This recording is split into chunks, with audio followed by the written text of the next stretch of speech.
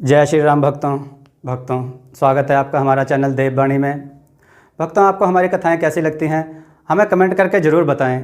भक्तों, हमारी कथाओं को लाइक अधिक से अधिक करें, इन्हें शेयर करें और हमारे चैनल को अधिक से अधिक सब्सक्राइब करें। भक्तों, आपसे एक गुजारिश है, हमें इंस्टाग्राम पर फॉलो करें जिसका लिंक डिस्क्रिप्शन में दिया गया है। तो चलिए शुरू करते हैं आज की कथा। जय श्री राम भक्तों, सवालों की श्रृंखला में आप सबका स्वागत है। आज का प्रश्न है, रावण की कितनी पत्नियां थीं? अपने उत्तर वीडियो में कमेंट करके जरूर दें। चलिए आज की कथा श्रवण करते हैं। आज की कथा है हिरण और हिरनी का प्रेम तथा राजा रानी का भोज। आइए कथा श्रवण करें। बहुत समय पहले की बात है। एक नगर में एक स्वार्थी राजा रहता था। एक दिन सांझ की बेला हो गई थी। पंछी पंख फैलाए तेजी से अपने अपने घोंसलों की ओर लौट रहे थे। जंगली पशु भी दिन भर शिकार की तलाश में भटकने के बाद किसी जलाशय में पानी पीकर लौटने लगे। लेकिन सेमर के पेड़ के नीचे खड़ी एक हिरनी ना हिली ना डुली। उसके चेहरे पर उदासी का भाव था। गुमसुम होकर वह डूबते हुए सूरज की लाली को देख रही थी। सेमर के पेड़ पर बिखरने वाली लाली से फूल और भी लाल हो रहे थे। हिरनी को उदास देखकर हिरण उसके पास आया। अपनी बड़ी बड़ी आंखों से उसे देखकर बोला, क्यों, आज तुम्हें क्या हो गया है? मैं देख रहा हूं कि तुम आज सवेरे से ही इस पेड़ के नीचे गुमसुम से खड़ी हो। हिरनी चुप रही, कुछ नहीं बोली। उसकी सागर से गहरी आंखों में आज सूनापन था। हिरण की बात सुनते ही उस सूनेपन को आंसुओं की बूंदों ने भर लिया। फिर वे आंसू ढुलक पड़े। हिरण विचलित हो उठा। अपनी प्रियतमा की आंखों में आंसू उसने आज पहली बार देखे थे। ना जाने किस आशंका से उसका हृदय कांप उठा। उसने देखा हिरनी फटी हुई आंखों से अब भी देख रही है। उसके सांस की गति बढ़ गई है। उसके पैर कांप रहे हैं। हिरण ने स्पर्श से अपनी हिरनी को दुलारा। फिर पूछा, क्या हो गया है तुम्हें? क्या तुम्हारी चरागाह सूख गई है या किसी जंगली जानवर का डर है? बोलो, तुम्हारी उदासी और तुम्हारा मौन मेरे दिल को चीर डाल रहा है। हिरनी के होठों में थोड़ा सा कंपन हुआ। फिर वह साहस बटोरकर बोली, सुना है इस देश के राजा के यहाँ राजकुमारी का जन्मदिन मनाया जाने वाला है। बड़े बड़े राजाओं को निमंत्रण भेजे गए हैं। कल बड़ा भारी उत्सव होगा और इस अवसर पर तरह तरह के पकवान बनेंगे, जिसके लिए तुम्हारा। वह बात पूरी किए बिना ही बिलक उठी। आंखों से आंसुओं की धार बहने लगी।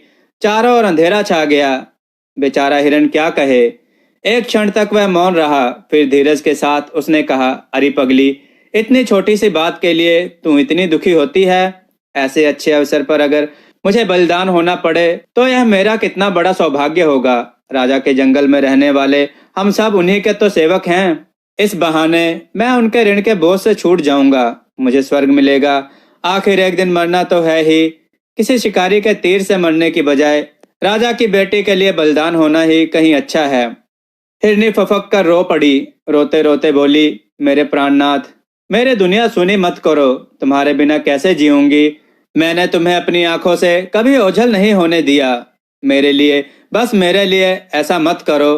तुम बड़ी नासमझ है। हिरण ने प्यार से फिर समझाना चाहा। ठीक है, मैं नासमझ हूँ, हिरनी ने कहा, लेकिन अपने प्राणों से बढ़कर प्यारे देवता को मैं कहीं नहीं जाने दूंगी। एक बार, बस एक बार मेरी बात मान लो। हम इसी समय इस राज्य को छोड़कर किसी दूसरे जंगल में भाग चलें। इतनी दूर चलें कि जहां कोई ना हो। हिरनी सारी रात इससे विनय करती रही, लेकिन हिरण नहीं माना। एक और प्यार था, दूसरी ओर कर्तव्य। उनके बीच उसे फैसला करना था। उसकी निगाह में कर्तव्य का महत्व अधिक था। तभी तो वह अपने प्यार की बलि चढ़ा रहा था। दोनों एक दूसरे का सहारा लिए सेमर की छाया में बैठे रहे। आंखें बंद थीं। सन्नाटा इतना छाया था कि दिल की धड़कनें साफ साफ सुनाई देती थीं। सूखे पत्तों की खड़खड़ाहट से अचानक जंगल जाग उठा। दोनों ने चौंक कर देखा। पूरब में सूरज की लाली मुस्कुरा रही थी और दो बधिक नंगी तलवारें लिए खड़े थे। घबराकर हिरनी ने आंखें बंद कर ली। उसके हृदय की धड़कन बढ़ गई। मारे पीड़ा के वह छटपटा उठी। जब उसने आंखें खोलकर देखा तो ना वहां बधिक थे और ना उसका प्राणों से प्यारा हिरण। तभी आसमान में लाली और अधिक व्याप्त हो गई। उसे लगा जैसे उसके हिरण का लहू बहकर चारों तरफ फैल गया हो। हिरनी के दिल को बड़ा धक्का लगा। वो बेसुध हो गई। दिन भर अचेत पड़ी रही। शाम को उसकी चेतना पल भर के लिए लौटी। तब ना लालिमा थी ना रोशनी, चारों तरफ भयानक सूनापन और अंधेरा छाया था। हिरनी ने किसी तरह साहस जुटाया। वह उठी और भारी पैरों से राजमहल की ओर चल दी। चलते चलते वह राजमहल में पहुंची। तब तक राजमहल में जन्मोत्सव समाप्त हो चुका था। महारानी अपनी छोटी राजकुमारी को गोद में लिए बैठी थी।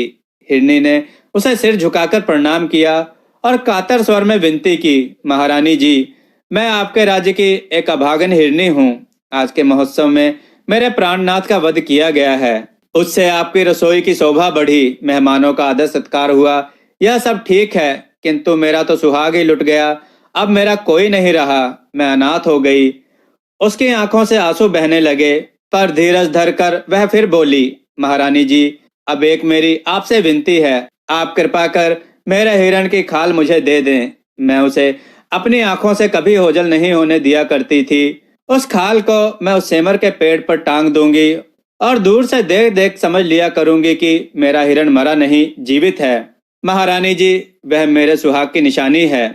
लेकिन महारानी ने हिरनी की प्रार्थना को स्वीकार नहीं किया। उन्होंने कहा, उस खाल की तो मैं डफली बनवाऊंगी और उसे बजा बजा कर मेरी बेटी खेला करेगी।